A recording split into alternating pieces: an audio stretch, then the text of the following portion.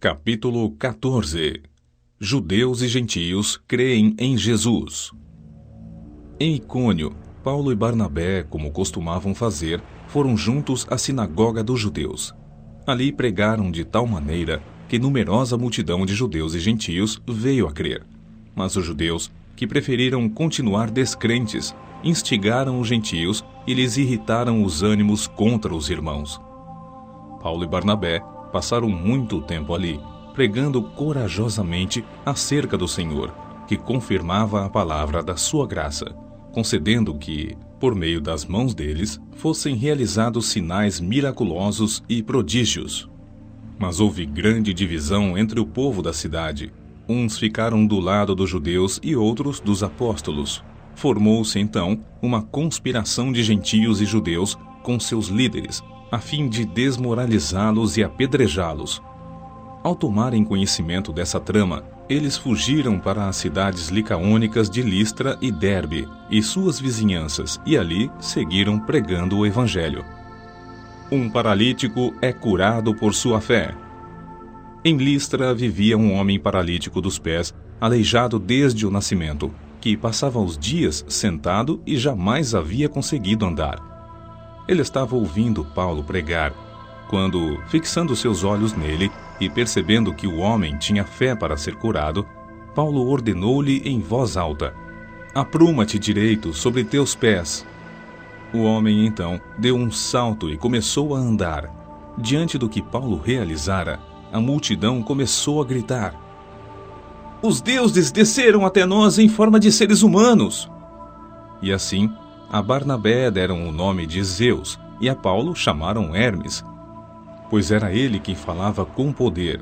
O sacerdote de Zeus, cujo templo fora construído na entrada da cidade, trouxe bois e coroas de flores à porta da cidade, porque ele e a população desejavam oferecer-lhes sacrifícios.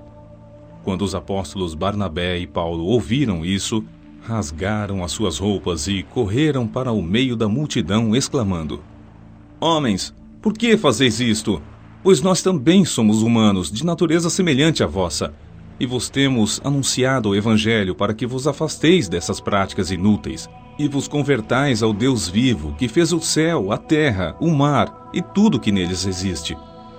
Em tempos passados, ele permitiu que todas as nações andassem segundo seus próprios caminhos. No entanto, Deus não ficou sem dar testemunho sobre sua própria pessoa, pois demonstrou sua bondade, enviando-vos do céu as chuvas e as estações das colheitas, cada uma a seu tempo, concedendo-vos sustento com fartura e enchendo-vos o coração de alegria." Mesmo com essas explicações, ainda foi difícil evitar que as multidões lhes homenageassem por meio de sacrifícios. Paulo é linchado e atirado fora.